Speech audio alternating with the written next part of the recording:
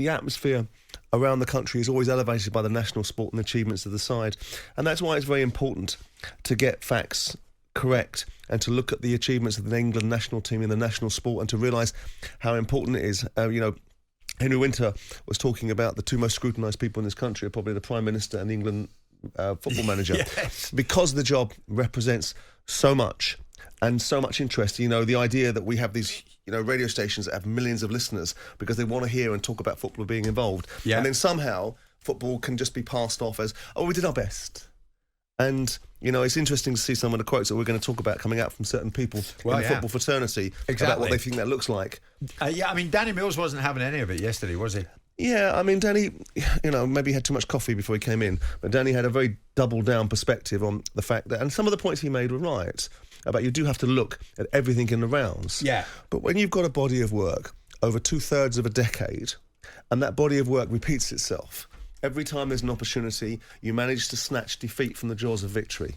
Yeah. That's what Gareth Southgate has managed to do.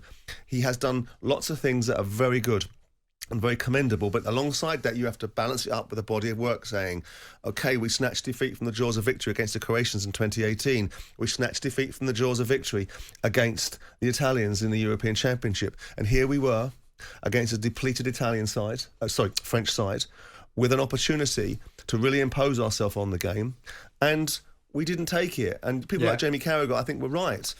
He was talking yesterday about after 54 minutes, we had the French on the rack. We had them all over the place. It was upon us to be able to be braver, and maybe changes should have been made then to load up and go, I tell you what, we're in the business of winning. Now, he's right, Danny. Harry Hindsight's the greatest trader in town.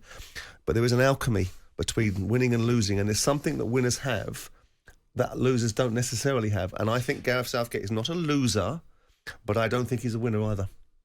Am I living in a world where this morning the stars are aligned between the thoughts of Simon Jordan and Joey Barton? Joey Barton says this on social media: can't believe Southgate hasn't resigned yet. That's 2 World Cups and a home European Championship we should have won. Stop rewarding failure. Got to go. Time to hire somebody who can win. Pizza Hut advert years ago. Enough said. Yeah, that's low rent. The last bit, isn't it? What's he doing? Is he fishing here? Well, What's the motivation behind that? I don't know. Joey Barton obviously thinks he has a view that people want to listen to, and I'm sure they are looking at him lower down the divisions to see his wonderful achievements as a football manager. But he's not necessarily wrong in terms... the observation about the Pizza Hut. Yeah, at the time, I remember 26 years ago thinking, only in England could we parody ourselves. After missing an opportunity in a home nations tournament, do one of our guys put a paper bag over his head and does a Pizza Hut advert. But that was then and this is now. Yeah. So I don't really take much notice of what Joey Barton's saying, but I do think that I don't think that Gareth Southgate is going to stay in the England job. I think he's going to resign. That's my view. I think he will pass. But there's also a flip side to this. Is the England FA, they wanted him, they gave him a contract before the tournament. All these other managers are being taken out left, right and centre because you know what? The business of football is about getting to World Cup and European Championship tournaments and being successful in it. And at the end of those tournaments, if you're not successful, then somebody else gets a turn at trying to make the nation successful. Well, do you listen to the likes of Tony Adams, former England captain? I'm fed up with us being plucky losers. After we lost to France, all the talk was, well done England, jolly good defeat, keep your heads high. And he goes on to say, Gareth doesn't lack courage. He has tremendous courage, but he's a good loser. It's hard to say that, but it's the truth. Now, that's hard, isn't it? That's harsh. Well, I think there is an element of truth about it. Right. You show me a good loser, and ultimately I'll show you a loser. And he's right about this. There seems to be this pushback against... What did we do in this tournament besides turn up and beat those that we should? And if that's where English football is, we constantly eulogise the domestic powerhouse that is our Premier League. Yeah. This wonderful generation of players that we, I think, overhype at times.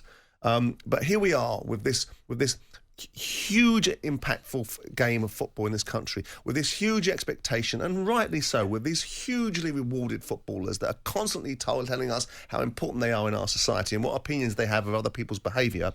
And when it comes down to it, here we are constantly coming up short. And so I think Tony is right. Now, obviously, he was a disco dancing manager not so long ago in Spain, so it's difficult to take some of the things he says seriously. Yeah. But the point is that he's absolutely right. I said it yesterday. A good fight isn't one you put up, it's one you win. And we have a tendency to put up a good fight. Let's put up a good fight. It's a load of old pony. Right. Winning is what counts. No one remembers who finished second in any tournament at any time unless they want to be a ridiculous stato.